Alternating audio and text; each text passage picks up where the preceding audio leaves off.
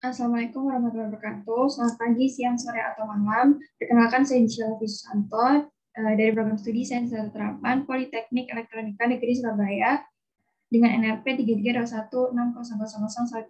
Di sini saya akan presentasikan mengenai proyek akhir semester saya yang berjudul Analisis Regresi Logistik Multinomial pada faktor-faktor yang mempengaruhi pemilihan asuransi kesehatan.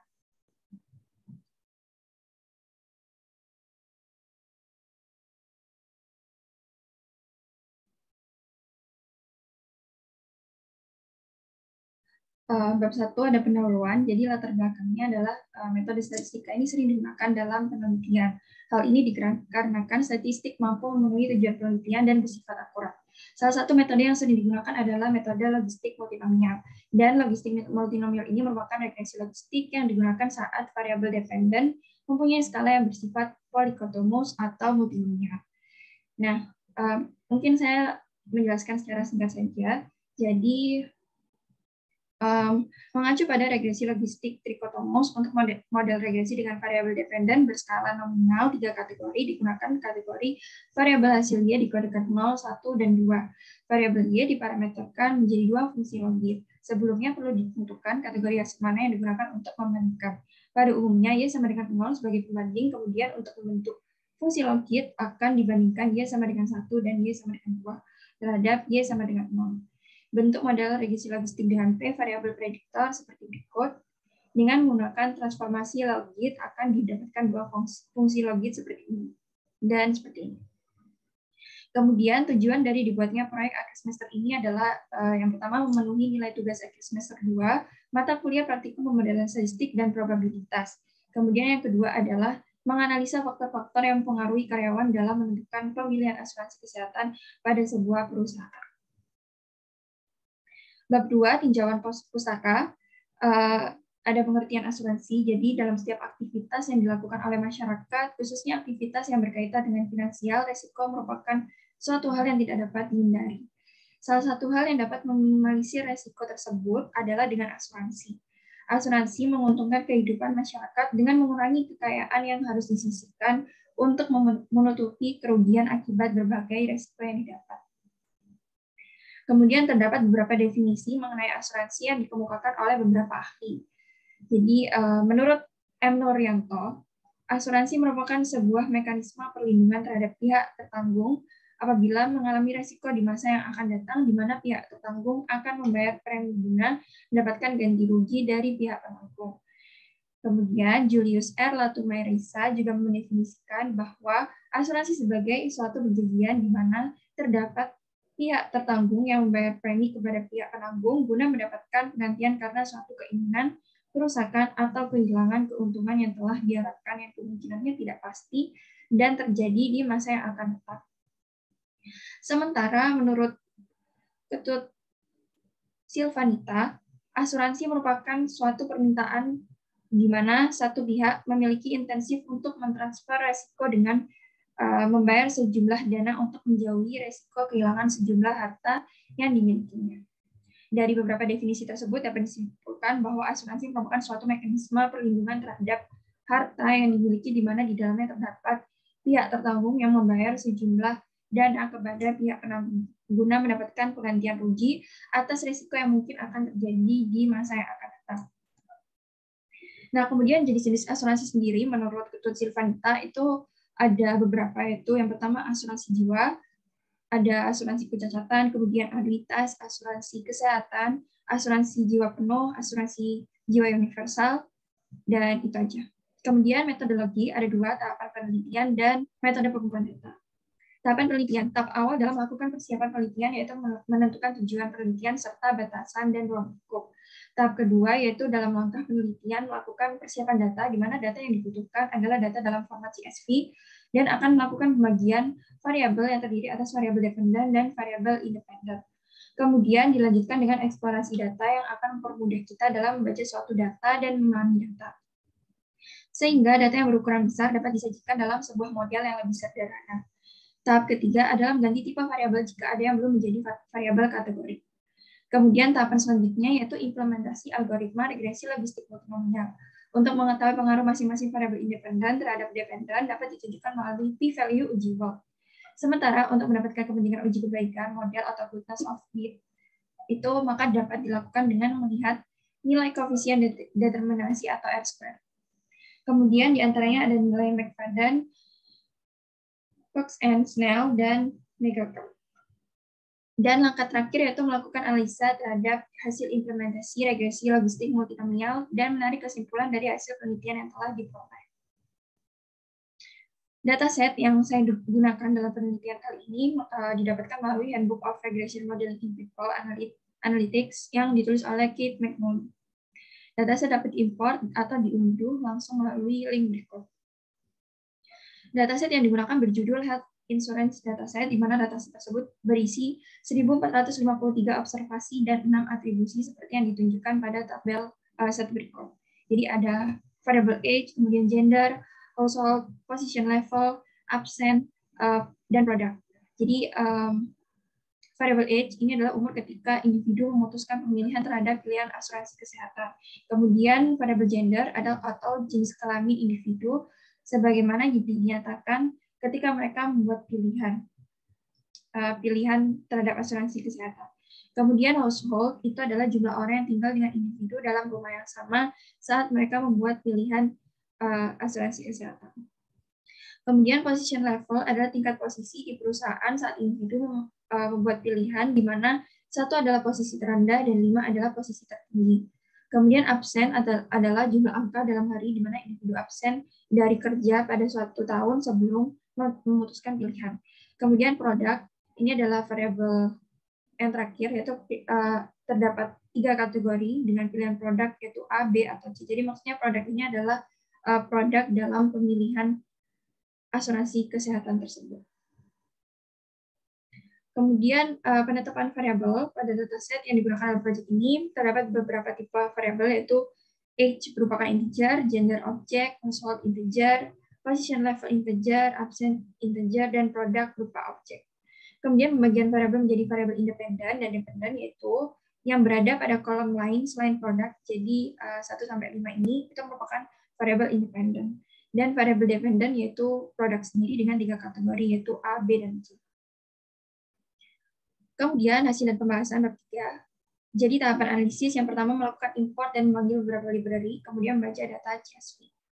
Di sini ada beberapa library yaitu McDamis, Foreign, dan Net.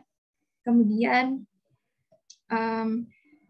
di sini dari data yang digunakan variabel dependen atau produk yang memiliki kategori A itu bisa dilihat pada hasil output ini sebanyak 455 atau sebesar 34,07%, sedangkan yang memilih kategori B atau produk B, asuransi kesehatan kategori B itu sebanyak 459 atau sebesar 31,59%, dan kategori C sebanyak 499 atau sebesar 34,34%. Dapat dilihat melalui bar plot berikut bahwa kategori C sangat mendominasi dalam data.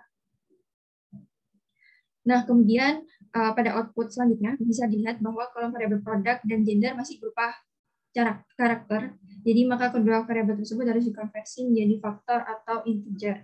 Kemudian divisualisasikan dengan pair plot untuk overview dengan cepat dan singkat. Pair plot dapat dilihat pada gambar 2 di bawah ini.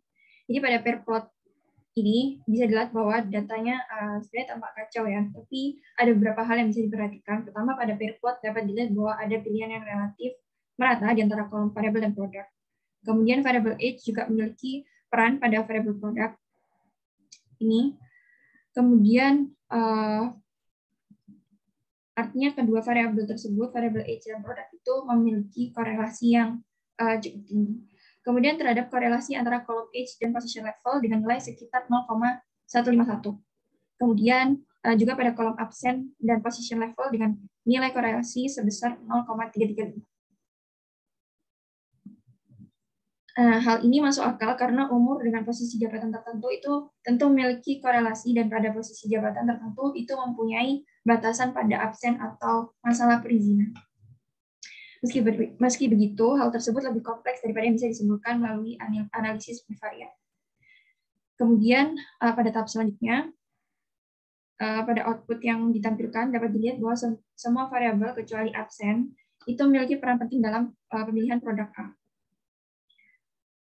Jadi semakin tinggi variabel age atau umur, semakin kecil kemungkinannya melakukan pemilihan terhadap produk A. Individu berjenis kelamin laki-laki juga lebih cenderung memilih produk A, dan jumlah orang serumah yang lebih besar dan tingkat posisi jabatan yang lebih tinggi juga membuat pilihan produk A lebih mungkin. Nah, berdasarkan hal tersebut, dapat dipertimbangkan untuk menyederhanakan model kasus ini dengan menghapus variabel absen. Kemudian masuk ke pembentukan model regresi logistik multinomial. Jadi dari output di atas itu dengan memasukkan variabel dependen ke model atau final terjadi penurunan nilai menjadi 744,682,377. Perubahan nilai ini merupakan nilai G-square atau UGG. Nah, nilai UGG yaitu signifikan pada taraf nyata 5%. Jadi kesimpulannya adalah minimal ada satu variabel independen yang berpengaruh terhadap variabel dependen atau dengan kata lain cocok dengan model. Untuk mengetahui pengaruh masing-masing variabel independen terhadap variabel dependen, maka dapat dilihat melalui nilai P atau P-value uji Boole. Kemudian tahapan selanjutnya ada interpretasi model odds ratio. Ini menegaskan bahwa semua variabel kecuali absen berperan dalam pilihan variabel produk relatif terhadap referensi produk A. Jadi setiap tahun yang artinya bertambahlah usia setiap individu karyawan, dan hal ini tuh meningkatkan peluang individu untuk memilih produk B versus produk A jika dibandingkan dengan produk A sekitar 28% dan meningkatkan peluang untuk memilih produk C versus produk A sekitar 31%. Individu dengan gender male atau laki-laki itu juga mengurangi peluang untuk memilih produk B jika dibandingkan dengan produk A sebesar 91%. Kemudian setiap bertambahnya anggota dalam rumah tangga, hal ini mengurangi peluang memilih produk B jika dibandingkan dengan produk A sebesar 62%. Dan meningkatkan peluang pemilih produk C jika dibandingkan dengan produk A sebesar 23%. Nah, kemudian menghapus variabel absen. Dalam kasus ini kita bisa membandingkan koefisien model dengan atau tanpa variabel absen. Jadi termasuk menegaskan bahwa perubahan dalam koefisien sebenarnya tidak substansial. Dapat dilihat bahwa variabel gender non-binary yang berubah secara substansial. Tapi perlu digarisbawahi, ini terjadi pada ukuran sampel yang sangat kecil sehingga tidak akan berpengaruh pada model. Nah, oleh karena itu tampaknya aman untuk menghapus variabel absen. Selanjutnya, AIC sama validnya dalam model multinomial untuk mengevaluasi model parsimoni. Di sini kita dapat menghitung bahwa AIC model kita dengan dan tanpa variabel absen masing-masing adalah 1517,36 dan 1514,25. Karena model terbaik adalah model yang memiliki nilai AIC lebih kecil, maka ini bisa membenarkan bahwa model tanpa variabel absen lebih baik. Kemudian pada tahap selanjutnya ada uji kebaikan model atau goodness of fit. Nah, maka dapat dilakukan dengan melihat nilai koefisien determinasi. Berdasarkan output di atas diperoleh beberapa ukuran dari koefisien determinasi atau R-square. Nah, adapun cara interpretasi dari masing-masing koefisien determinasi adalah sama. Sebagai contoh, nilai koefisien Naegeli-Kerkeni 0,77604113 yang berarti bahwa sebesar 77,6% keragaman dari pilihan asuransi kesehatan oleh individu karyawan dapat dijelaskan oleh variabel umur, jenis kelamin, jumlah orang yang tinggal serumah, dan tingkat posisi jabatan pada perusahaan tersebut. Sedangkan sisanya dijelaskan oleh variabel lain di luar model penelitian. Bab 4 penutup, kesimpulan. Jadi berdasarkan analisis dan pembahasan pada faktor-faktor yang mempengaruhi pemilihan asuransi kesehatan menggunakan regresi logistik multinomial diperoleh kesimpulan sebagai berikut. Yang pertama, model terbaik adalah model yang memiliki nilai AIC terkecil yaitu pada model tanpa variabel absen. Jadi variabel absen itu tidak berpengaruh pada kasus kali ini. Jadi bisa dihapus dengan nilai AIC sebesar 1514,25. Artinya, variabel absen itu atau jumlah perizinan dalam bentuk hari tidak mempengaruhi individu dalam pemilihan asuransi kesehatan. Kemudian yang ketiga, berdasarkan uji kebaikan model atau goodness of fit sebesar 77,6% keragaman dari pilihan asuransi kesehatan oleh individu karyawan dapat dijelaskan oleh variabel umur, jenis kelamin, jumlah orang yang tinggal serumah, dan tingkat posisi jabatan pada perusahaan tersebut. Sedangkan sisanya dijelaskan oleh variabel lain di luar model penelitian. Faktor umur meningkatkan peluang individu dalam memilih produksi.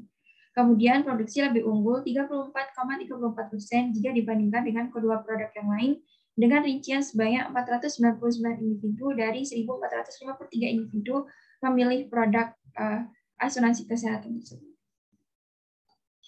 Mungkin sekian yang bisa saya presentasikan pada proyek akhir semester 2 kali ini. Kurang lebihnya saya mohon maaf. Wassalamualaikum warahmatullahi wabarakatuh.